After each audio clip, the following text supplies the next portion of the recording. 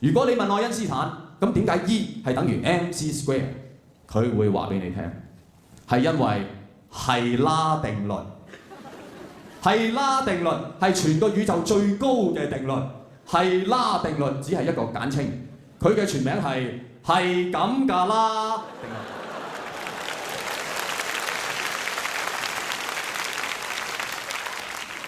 由於呢個定律係咁深奧，所以細路仔梗係唔明白啦。所以細路仔見到唔開心、不幸嘅嘢，咪會成日問點解嘅？點解嘅？點解嘅？但係大人就明啦，係咪？所以大人會點答啊？成日點解？點解？點解？有乜咁多點解啫？係咁㗎啦。點解？係咪先？啊？點解呢個世界會有乞衣啊？係咁㗎啦。點解前夫會打個前妻㗎？係咁㗎啦。如果你再成熟啲，你仲會進修埋好牙法則。好牙法則係我自己鑽研咗好耐鑽研出嚟。好牙法則嘅全名就係好出奇牙法則。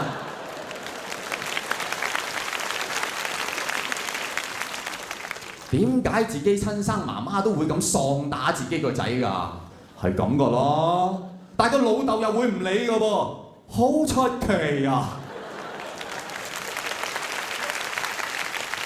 如果你識得呢一個法則，呢個定律，我話俾你聽，冇人賣到你身賣旗嘅。叔叔買支旗啊！買旗，買咩旗啊？國旗啊！唔係啊，叔叔，嗰啲孤兒咧，孤兒冇錢讀書啊，孤兒冇錢讀書係咁㗎啦。唔係啊，叔叔，佢哋咧係連飯都冇得食啊，好出奇啊！我會將個表情重做一次俾你哋睇，好出奇啊！點解要做俾你哋睇？唔係博掌聲，而係你學埋呢個表情講好出奇啊！連賣旗嗰個都會揼你。你未見過賣旗啲人打人㗎？你試下，下次有人同你賣旗，你同佢講啊，先生啊，買支旗啊，買支咩旗啊？買支好出奇啊！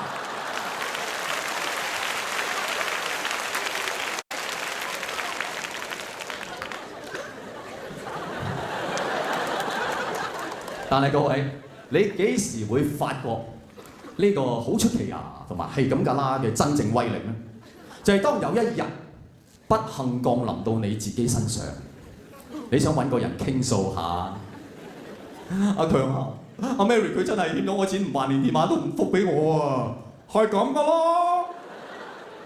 唔係喎，我對佢咁真心，佢真係而家當我老襯喎，好出奇啊！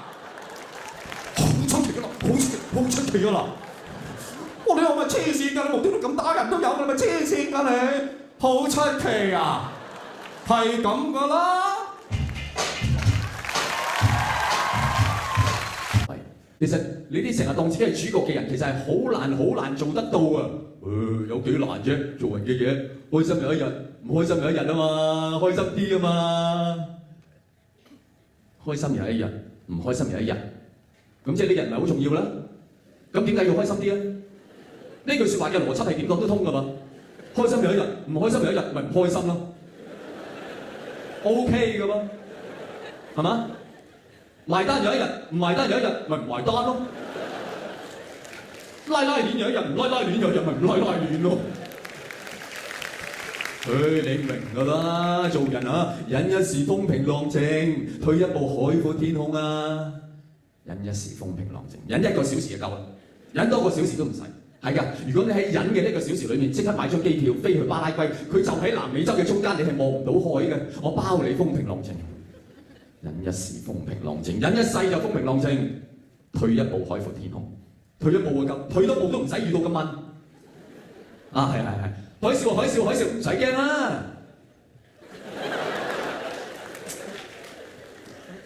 退一步海闊天空，退出江湖就海闊天空。你明就得㗎啦。做人嘅嘢最緊要過得自己，過到人啫。呢句説話係有4個可能性。最容易做係乜嘢？過唔到自己，又過唔到人啊嘛。係咪？難做啲係咩？過到自己，過唔到人，又或者過到人，過唔到自己。最難做就係又要過到自己，又要過到人。你又講到好似好鬼容易咁樣。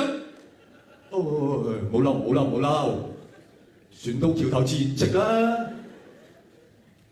呢句説話係講緊乜鬼嘢？隻船原本係攣㗎，即係去到橋頭自然就砰。唔係，即係去到佢個船去到橋頭，自自然然識得擺直咁就過到去啦，係咪？即係自自然然係，自自然然咁唔使請水手啦。咁你早啲出聲啦，鐵達尼死少好多人啊，係咪？即係船一開，個船長就同大家宣佈：各位，船到橋頭自然直啊！但係撞到冰山特別亂。咁多呢一啲懶係樂觀嘅金句，各位我一句都唔信。呢個世界我只相信兩句説話。我自己發明嘅，buffet飛大家食過啊？buffet飛不妨食過分，出貓唔好太高分。